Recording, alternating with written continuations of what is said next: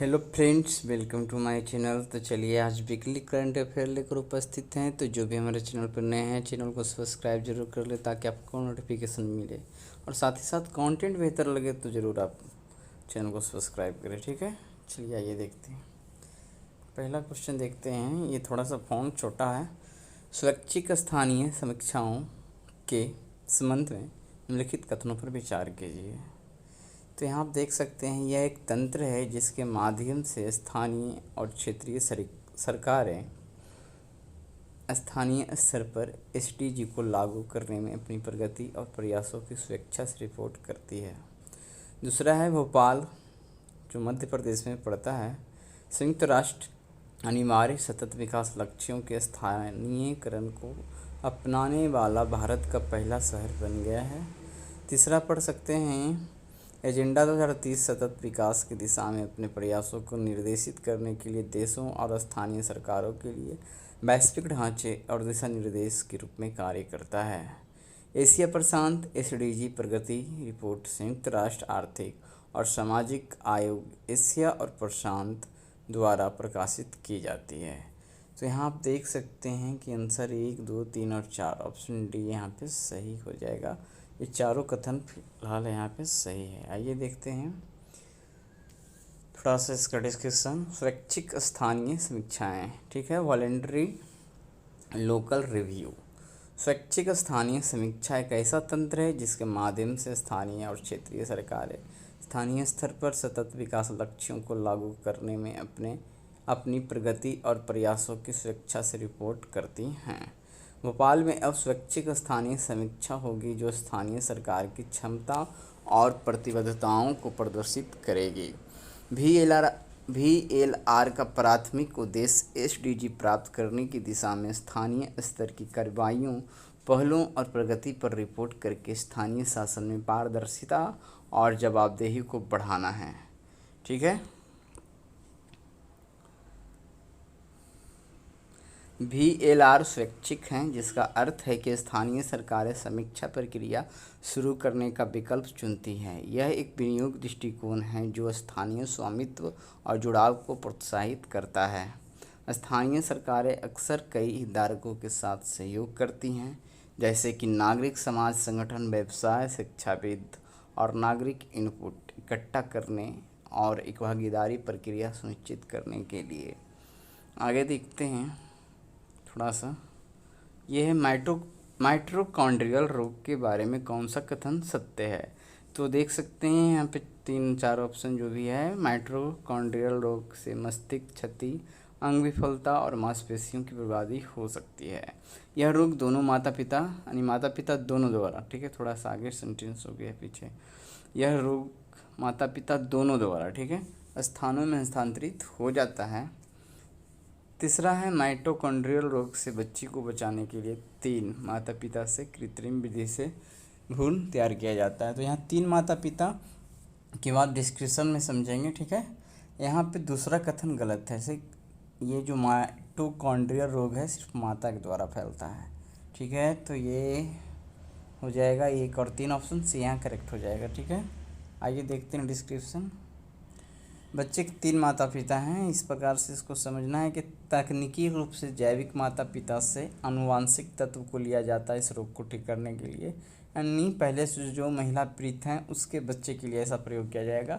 बच्चे के 3 माता पिता हैं। तकनीकी रूप से जैविक माता पिता से आनुवांशिक तत्व डीएनए के अलावा एक दाता से माइटोकॉन्ड्रिया प्राप्त करते हैं, ठीक है। और भी बहुत सारा बात है, लेकिन चलिए आगे देखते हैं। बच्चे को माँ के माइटोकॉन्ड्रियल रोग को विरासत में लेने से रोकने के लिए, इसे सुविधाजनक बनाने के लिए अग्रणी तकनीक का उपयोग किया गया था। माइटोकॉन्ड्रिया मूल रूप से कोशिकाओं का पावर हाउस हैं। वे ऊर्जा उत्पन्न करते हैं और इस प्रकार मानव शरीर में कोशिकीय कार्यों के लिए भी जिम्मेदार होते हैं। यहाँ पे देख सकते हैं माइटोकॉन्ड्रिया में बहुत कम मात्रा में डीएनए होता है। कुछ दोष माइटोकॉन्ड्रिया कोशिकाओं के लिए ऊर्जा उत्पन्न करने के तरीकों को प्रभावित कर सकते हैं, ठीक है, और इस प्रकार कोशिकीय कार्यों को प्रभावित कर सकते हैं। ऐसे माइटोकॉन्ड्रियल म्यूटेशंस उत्पन्न होने वाले रोग को माइटोकॉन्ड्रियल रोग कहा जाता है। जब माइटोकॉन्ड्रिया बिगड़ा हुआ होता है और पर्याप्त ऊर्जा का उत्पादन नहीं करता है तो यह प्रभावित करता है कि अंग कैसे कार्य करते हैं, जिससे पूरे शरीर में लक्षणों का व्यापक वर्गीकरण होता है, जिसमें मस्तिष्क क्षति, अंग विफलता और मांसपेशियों की बर्बादी शामिल है। आइए देखते हैं। भारत के संदर्भ में निम्नलिखित कथनों पर विचार कीजिए। व्यक्ति को न्यायिक हिरासत में थाने और पुलिस हिरासत में जेल में रखा जाता है। तो इसके उल्टा यहाँ पे पहला गलत है। न्यायिक हिरासत में जेल में रखा जाता है और पुलिस हिरासत में थाने में रखा जाता है। न्यायिक हिरासत के दौरान किसी व्यक्ति से पुलिस किसी भी शर्त पे, यहाँ पे ध्यान देना, न्यायिक हिरासत के दौरान किसी भी व्यक्ति से पुलिस किसी भी शर्त पर पूछताछ नहीं कर सकती है, लेकिन पुलिस हिरासत के मामले में पुलिस पूछताछ कर सकती है। तो यहाँ पे पुलिस हिरासत के मामले में तो पुलिस पूछताछ कर सकती है, बट न्यायिक हिरासत में भी जब न्यायालय आदेश दे तो वो पूछताछ कर सकती, लेकिन किसी भी शर्त पे नहीं कर सकती। यहीं पे गलती हो जाता है। तो ऊपर वाला भी गलत था, दो भी गलत था। निचला है न्यायिक हिरासत में व्यक्ति मजिस्ट्रेट के अधीन होता है। तो केवल 3 यहाँ पे सही, ऑप्शन ए करेक्ट हो जाएगा। ठीक है, आगे देखते हैं। पुलिस हिरासत और न्यायिक हिरासत। पुलिस हिरासत का मतलब है कि पुलिस के पास आरोपी की भौतिक हिरासत है, जबकि न्यायिक हिरासत का मतलब है कि आरोपी संबंधित मजिस्ट्रेट की हिरासत में है। ठीक है, पुलिस अभिरक्षा में अभियुक्त को थाने के कारागार में रखा जाता है, जबकि न्यायिक समीक्षा में यह जेल में रखा जाता है। हालांकि न्यायिक हिरासत के विपरीत पुलिस हिरासत में आरोपी को 24 घंटे में मजिस्ट्रेट के सामने प्रस्तुत करने की आवश्यकता होती है। जब पुलिस किसी व्यक्ति को हिरासत में लेती है तो सीआरपीसी गिरफ्तारी की 24 घंटे के फिर उन्हें मजिस्ट्रेट के सामने पेश किया जाना होता है, यह होगा। न्यायिक हिरासत के दौरान मामले के प्रभारी पुलिस अधिकारी को संदिग्ध से पूछताछ करने की अनुमति नहीं है। हालांकि न्यायालय पूछताछ की अनुमति दे सकती है यदि न्यायालय के सामने पेश किए गए तथ्यों के तहत पूछताछ आवश्यक है। सामान्य नियम यह है कि मृत्यु, आजीवन कारावास या 10 वर्ष या उससे अधिक के कारावास की सजा वाले मामलों में न्यायिक हिरासत 90 दिनों तक बढ़ सकती है। सीआरपीसी की धारा 436 के अनुसार न्यायिक हिरासत में एक व्यक्ति जिसने अपराध के लिए दी जा सकने वाली अधिकतम सजा का आधा हिस्सा काट लिया, यदि उनका मुकदमा लंबित है तो वो दोषपूर्ण जमानत के लिए आवेदन कर सकता है। आगे देखते हैं। वनों पर संयुक्त राष्ट्र फोरम के संबंध में निम्नलिखित कथनों पर विचार कीजिए। भारत यूएनएफ द्वारा अपनाए गए 2017 से 35 की अवधि के लिए वैश्विक वन लक्ष्यों और वैश्विक वन लक्ष्यों और लक्ष्यों यहाँ पे और यूएनएसएफ का समर्थन करता है। यूएनएफएफ के कार्यों में से एक कार्य सभी प्रकार के वनों के प्रबंधन, संरक्षण और सतत विकास के लिए राजनीतिक प्रतिबद्धता को मजबूत करना है। आगे है कि अक्टूबर 2000 में संयुक्त राष्ट्र की आर्थिक और सामाजिक परिषद ने एक सहायक निकाय वनों पर संयुक्त राष्ट्र फोरम की स्थापना की। तो यहाँ पे है कि कौन सा कथन गलत है कि सही है, कहाँ नीचे, हाँ सही है। तो यहाँ पे सही होना चाहिए ऑप्शन डी। ठीक है, 2 और 3, क्योंकि पहला है गलत। पहला गलत थोड़ा सा है, ये 2017 से 30 की अवधि के लिए है। ठीक है, भारत यूएनएफ द्वारा अपनाए गए 2017-30 की अवधि के लिए वैश्विक वन लक्ष्यों यहाँ पे थोड़ा उल्टा हो गया। ठीक है ना, वैश्विक वन लक्ष्यों और यूएनएसएफ का समर्थन करता है। ये डबल लक्ष्य पे काट देना। यूएनएफ के कार्यों में से एक कार्य सभी प्रकार के वनों के प्रबंधन, संरक्षण और सतत विकास के लिए राजनीतिक प्रतिबद्धता को मजबूत करना है। अक्टूबर 2000 में संयुक्त राष्ट्र की आर्थिक और सामाजिक परिषद ने एक सहायक निकाय वनों पर संयुक्त राष्ट्र फोरम की स्थापना की। फोरम का मुख्यालय न्यूयॉर्क में है और इसे सभी संयुक्त राष्ट्र सदस्य राज्य और स्थायी पर्यवेक्षक यूएनएफएफ सचिवालय, वनों पर सहयोगात्मक भागीदारी, क्षेत्रीय संगठन और प्रक्रियाएं और प्रमुख समूह शामिल है। आगे देखते हैं। भारत के संदर्भ में निम्नलिखित कथनों पर विचार कीजिए। गैर जमानती अपराधों के लिए आरोपी व्यक्ति का अधिकार है कि उसे जमानत दी जाए। पहला ऑप्शन पढ़ लिए, दूसरा देखते हैं। आपराधिक प्रक्रिया संहिता 1973 और सीआरपीसी वही है, आपराधिक प्रक्रिया संहिता। ठीक है, जमानत को परिभाषित नहीं करती है। हालांकि जमानती अपराध और गैर जमानती अपराध को आपराधिक प्रक्रिया संहिता सीआरपीसी की धारा 2 में परिभाषित किया गया है। तो यहाँ पे दूसरा कथन तो बखूबी सही है, लेकिन गैर जमानती अपराधों के लिए तो ऐसा ही पता लग रहा है, यहाँ गलत ढूंढना है ना, उसके अनुसार एक गलत है। गैर जमानती अपराधों के लिए आरोपी व्यक्ति का अधिकार है कि उसे जमानत दी जाए, तो आंसर होगा केवल एक। ठीक है। जमानत एक ऐसी प्रक्रिया है जिसके माध्यम से एक व्यक्ति जिस पर अपराध का आरोप लगाया गया है उसे अस्थायी रूप से हिरासत से रिहा कर दिया जाता है। यह रिहाई इस शर्त पर दी जाती है कि वह व्यक्ति अपने न्यायालय की तारीखों के लिए वापस आएगा और न्यायालय द्वारा निर्धारित अन्य शर्तों को पूरा करेगा। आमतौर पर व्यक्ति या उनकी ओर से कोई को एक निश्चित राशि संपत्ति या उनकी वापसी की गारंटी के रूप में भुगतान करने का वादा प्रदान करने की आवश्यकता होती है। यदि व्यक्ति न्यायालय की शर्तों को पालन नहीं करता है तो वह धन या संपत्ति को खो सकता है और उसे फिर से गिरफ्तार किया जा सकता है। भारत में जमानत की प्रक्रिया मुख्य रूप से दंड प्रक्रिया संहिता 1973 सीआरपीसी और विभिन्न न्यायिक मिसालों द्वारा शासित होती है। हालांकि आपराधिक प्रक्रिया संहिता 1973 जमानत को परिभाषित नहीं करती है। फिर है, हालांकि जमानती अपराध और गैर जमानती अपराधों की शर्तों को खंड में परिभाषित किया गया है। घड़ियाल के संदर्भ में निम्नलिखित कथनों पर विचार कीजिए। भारत का घड़ियाल भंडार 3 राज्यों उत्तर प्रदेश, मध्य प्रदेश और राजस्थान में स्थित है। घड़ियाल विशेष रूप से गहरे, साफ, तेजी से बहने वाली पानी और खड़ी रेतीले किनारों वाली नदियों में रहते हैं। घड़ियाल ठंडे खून वाली प्रजातियों को खाते हैं। चौथा है, घड़ियाल आदमखोर नहीं होते हैं। तो ध्यान देना है कि घड़ियाल ठंडे खून वाली प्रजातियों को नहीं, गर्म खून वाले प्रजातियों को खाते हैं। ठीक है, तो इस प्रकार से, और साथ ही साथ घड़ियाल खोर नहीं होते हैं। ये सिर्फ एक दंत कंथा बन गया है। और उसके तो चलिए इसको डिटेल से देखते हैं डिस्क्रिप्शन में। तो आंसर 1, 2 और 4 ऑप्शन सी में है, इसी को देखते हैं, आगे देखते हैं। भारत का घड़ियाल भंडार 3 राज्यों उत्तर प्रदेश, मध्य प्रदेश और राजस्थान में स्थित है। घड़ियाल विशेष रूप से गहरे, साफ, तेजी से बहने वाले पानी और खड़ी रेतीले किनारों वाली नदियों में रहते हैं। घड़ियाल गर्म खून वाली प्रजातियों को खाते हैं। घड़ियाल आदमखोर नहीं हैं, लेकिन कुछ समय के लिए मुख्य रूप से मिथकों के कारण उन्हें यह प्रतिष्ठा दी गई है, लेकिन इसके लिए वो बदनाम हो गया घड़ियाल। आगे देखते हैं। मशीन शिक्षण के संबंध में निम्नलिखित कथनों पर विचार कीजिए। यह कृत्रिम बुद्धिमत्ता आर्टिफिशियल इंटेलिजेंस की एक शाखा है।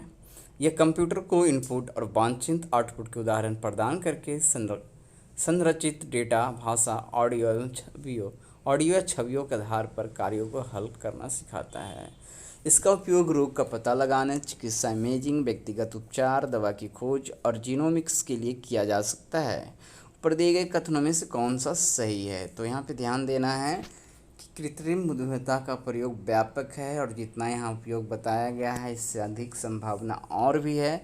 ठीक है, तो यहाँ पे तीनों कथन सही है, फिर से देख सकते हैं। चलिए आगे इसका डिस्क्रिप्शन ही देखते हैं फिर से।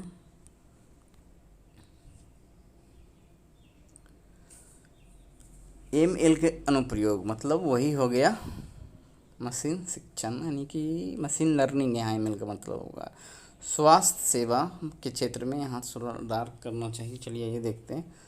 मशीन शिक्षण का उपयोग रोग का पता लगाने, मेडिकल इमेजिंग, व्यक्तिगत उपचार, दवा की खोज और जीनोमिक्स के लिए किया जा सकता है। वित्त क्षेत्र में क्या होगा? वित्त में मशीन शिक्षण एल्गोरिदम का उपयोग क्रेडिट स्कोरिंग एल्गोरिदम, ट्रेडिंग, धोखाधड़ी का पता लगाने और ग्राहक विभाजन के लिए किया जाता है। खुदरा में समझना, खुदरा विक्रेता व्यक्तिगत विपणन, मांग पूर्वानुमान, ग्राहक विभाजन और मूल्य अनुकूलन के लिए मशीन शिक्षण का उपयोग करते हैं। परिवहन के क्षेत्र में मशीन शिक्षण जो है स्वायत्त वाहनों के मूल्य में है। इसका उपयोग रूट योजना, ट्रैफिक भविष्यवाणी और लॉजिस्टिक्स के लिए भी किया जाता है। आगे देख सकते हैं। भारतीय राष्ट्रीय भुगतान निगम, अच्छा ठीक है, अगला क्वेश्चन है। भारतीय राष्ट्रीय भुगतान निगम NPCI के संबंध में कौन सा कथन सत्य है? भारत में खुदरा भुगतान के लिए एक छाता संगठन है, मतलब एक तरह से कवर उसको करता है, कह सकते हैं यहाँ पे। इसे कंपनी अधिनियम 1956 ठीक है। अब कंपनी अधिनियम 2013 की धारा 8 हो गया है कि धारा 25 के तहत लाभ के लिए नहीं कंपनी के रूप में शामिल किया गया है। यह सिर्फ इलेक्ट्रॉनिक भुगतान और निपटान प्रणाली के लिए भारत में बैंकिंग प्रणाली को बुनियादी ढांचा प्रदान करता है। तीसरा है और चौथा पढ़ते हैं। यह 2009 में भारतीय रिजर्व बैंक और भारतीय बैंक संघ द्वारा भुगतान और निपटान प्रणाली अधिनियम 7 के प्रावधानों के तहत भारत में एक मजबूत भुगतान और निपटान अवसंरचना बनाने के लिए स्थापित किया गया था। तो ध्यान देना, यह सिर्फ इलेक्ट्रॉनिक भुगतान नहीं, भौतिक भुगतान के लिए और संपूर्ण बैंकिंग प्रणाली को बुनियादी ढांचा प्रदान करता है। यहाँ पे ऑप्शन सी जो है वो गलत है। ठीक है, ऑप्शन सी इज एन गलत है। भारतीय राष्ट्रीय भुगतान एनपीसीआई के बारे में फिर से देख सकते हैं। भारतीय राष्ट्रीय भुगतान निगम भारत में खुदरा भुगतान के लिए एक छाता संगठन है। यह 2009 में भारतीय रिजर्व बैंक और भारतीय बैंक संघ द्वारा भुगतान और निपटान प्रणाली अधिनियम 2007 के प्रावधानों के तहत भारत में एक मौजूद भुगतान और निपटान अवसंरचना बनाने के लिए स्थापित किया गया था। इसे कंपनी अधिनियम 1956, अब वो कंपनी अधिनियम 2013 हो गया, उसकी धारा 8 और 1956 के अनुसार हो जाएगा धारा 25 के तहत लाभ के लिए नहीं कंपनी के रूप में शामिल किया गया है। यह भौतिक के साथ साथ इलेक्ट्रॉनिक भुगतान और निपटान प्रणाली के लिए भारत में संपूर्ण बैंकिंग प्रणाली को बुनियादी ढांचा प्रदान करता है। और देख सकते हैं कि एनपीसीआई ने कई भुगतान प्रणालियां विकसित की है, जिनमें शामिल है रुपए भुगतान कार्ड का एक घरेलू ब्रांड। बी है यूनिफाइड पेमेंट्स बैंक यूपीआई, एक रियल टाइम भुगतान प्रणाली जो उपभोक्ताओं को अन्य बैंक खातों में तत्काल भुगतान करने की अनुमति देता है। राष्ट्रीय इलेक्ट्रॉनिक धन हस्तांतरण एनईएफटी, एक बैच आधारित भुगतान प्रणाली जो उपयोगकर्ताओं को अंतर बैंक धन हस्तांतरण करने की अनुमति देती है। उपभोक्ता मूल्य सूचकांक सीपीआई और थोक मूल्य सूचकांक डब्ल्यूपीआई के संबंध में निम्नलिखित कथनों पर विचार कीजिए। अब है इधर से मूल्य थोक मूल्य सूचकांक डब्ल्यूपीआई को वाणिज्य और उद्योग मंत्रालय में आर्थिक सलाहकार के कार्यालय द्वारा प्रकाशित किया जाता है, जबकि सीपीआई को केंद्रीय सांख्यिकी कार्यालय द्वारा प्रकाशित किया जाता है। और दूसरा है डब्ल्यूपीआई आपूर्ति श्रृंखला के प्रारंभिक चरणों में मुद्रास्फीति को मापता है, जबकि सीपीआई आपूर्ति श्रृंखला के बाद के चरणों को मुद्रास्फीति को मापता है। फिर है अगला, सीपीआई की गणना केवल वस्तुओं के लिए की जाती है और डब्ल्यूपीआई की गणना वस्तु और सेवा दोनों के लिए की जाती है। तो जहाँ तक ये लग रहा है आंसर जो है इसमें ध्यान 1 और 2 ही सही होना चाहिए और उसके अनुसार ऑप्शन ए करेक्ट होना चाहिए। आइए देखते हैं इसका डिस्क्रिप्शन तो और क्लियर होगा। यहाँ देख सकते हैं थोक मूल्य सूचकांक। थोक मूल्य सूचकांक थोक वस्तुओं की एक टुकड़ी की कीमत का प्रतिनिधित्व करता है। डब्ल्यूपीआई उन वस्तुओं की कीमत पर ध्यान केंद्रित करता है जिनका व्यापार निगमों के बीच होता है। यह उपभोक्ताओं द्वारा खरीदे गए सामानों पर ध्यान केंद्रित नहीं करता है। फिर है उपभोक्ता मूल्य सूचकांक। सीपीआई एक ऐसा उपाय है जो परिवारों द्वारा खरीदे गए परिवहन, भोजन और चिकित्सा सेवा जैसी उपभोक्ता वस्तुओं और सेवाओं के लिए टोकरी की कीमतों के भारित और औसत आकलन करता है। आगे देखते हैं यहाँ पे कुछ है, ठीक है, डब्ल्यूपीआई और सीपीआई के बारे में। ठीक है, संदर्भ में है माल, केवल वस्तुएं और सेवा दोनों है सीपीआई में। प्रकाशन कार्यालय जो है आर्थिक सलाहकार कार्यालय, वाणिज्य और उद्योग मंत्रालय। और सीपीआई के लिए कौन है? केंद्रीय सांख्यिकी कार्यालय। ठीक है, सांख्यिकी और कार्यक्रम कार्यान्वयन मंत्रालय और श्रम ब्यूरो। फिर है आधार वर्ष, इसके लिए डब्ल्यूपीआई के लिए है जो 2011-12 है, सीपीआई के लिए 2012 है। आधार वर्ष, आधार क्या है? साप्ताहिक और मासिक कब इसको प्रकाशित किया जाता है। ठीक है, प्रकाशन का आधार होना चाहिए, यहाँ पे छूट गया है क्या? चलिए, अच्छा प्रकाशन कार्यालय, लेकिन प्रकाशन का ये टाइम है तो डब्ल्यूपीआई जो है साप्ताहिक और मासिक होता है, लेकिन सीपीआई ओनली मासिक होता है। मुद्रास्फीति मापन है, लेन देन का पहला चरण है और लेन देन का अंतिम चरण सीपीआई है। द्वारा भुगतान की गई कीमतें क्रय निर्माताओं और थोक विक्रेताओं द्वारा, और सीपीआई सिर्फ उपभोक्ताओं द्वारा। तो इस प्रकार से और भी है ना, चलिए 10वां, अभी 2 क्वेश्चन और है, 6 क्वेश्चन और है। हाल ही में आरबीआई ने उन क्षेत्रों की एक सूची वर्गीकृत की जिन्हें हरित निक्षेप से ऋण प्रदान करते समय टिकाऊ के रूप में वर्गीकृत किया जा सकता है। क्या है? हाल ही में आरबीआई ने उन क्षेत्रों की एक सूची वर्गीकृत की है जिन्हें हरित निक्षेप, ठीक है, से ऋण प्रदान करते समय टिकाऊ के रूप में वर्गीकृत किया जा सकता है। निम्न में कौन सा क्षेत्र इसके अंतर्गत आता है? नीचे दिए गए कोड का प्रयोग कर सही उत्तर चुन सकते हैं। यहाँ पे आप अक्षय ऊर्जा है, अपशिष्ट प्रबंधन है, स्वच्छ परिवहन है, जल विद्युत उत्पादन है और 5वां वनीकरण है। तो यहाँ पे देख सकते हैं अक्षय ऊर्जा, अपशिष्ट प्रबंधन, स्वच्छ परिवहन और वनीकरण, ये पाँचों 1, 2, 3 और 5 जो है ऊपर के अनुसार सही है और ये ऑप्शन डी में है। ठीक है, ये जल विद्युत उत्पादन इसमें नहीं आएगा। थोड़ा डिस्क्रिप्शन देख सकते हैं कि हरित निक्षेप नियमित डिपॉजिट के समान है जो बैंक अपने ग्राहकों से स्वीकार करते हैं, सिवाय इसके कि एक मात्र बड़ा अंतर यह है कि बैंक पर्यावरण के अनुकूल परियोजनाओं के लिए ग्रीन डिपॉजिट के रूप में प्राप्त धन को आवंटित करने का वादा करते हैं। अब यहाँ आरबीआई के अनुसार टिकाऊ के रूप में वर्गीकृत किए जा सकने वाले क्षेत्रों की सूची नवीकरणीय ऊर्जा है, कचरे का प्रबंधन है, स्वच्छ परिवहन है, ऊर्जा दक्षता और वनीकरण है। ठीक है, यहाँ देख सकते हैं कि बैंकों को शामिल व्यावसायिक परियोजनाओं में ग्रीन डिपॉजिट निवेश करने की अनुमति किस क्षेत्र में नहीं दी जाएगी। ये भी है जीवाश्म ईंधन, परमाणु शक्ति, तंबाकू, जुआ, ताड़ का तेल और जल विद्युत उत्पादन में ये हरित निक्षेप से रिलेटेड नहीं होगा। आगे देखते हैं, आगे अब नहीं देखेंगे। आज के लिए करंट अफेयर 10 हमने देख लिया वीकली। तो मिलते हैं अगले दिन सोमवार के लिए हिस्ट्री को लेकर। ठीक है, आज भर के लिए इतना ही। हमारे चैनल पर इसी प्रकार से बने रहे, वीडियो देखते रहें। ठीक है।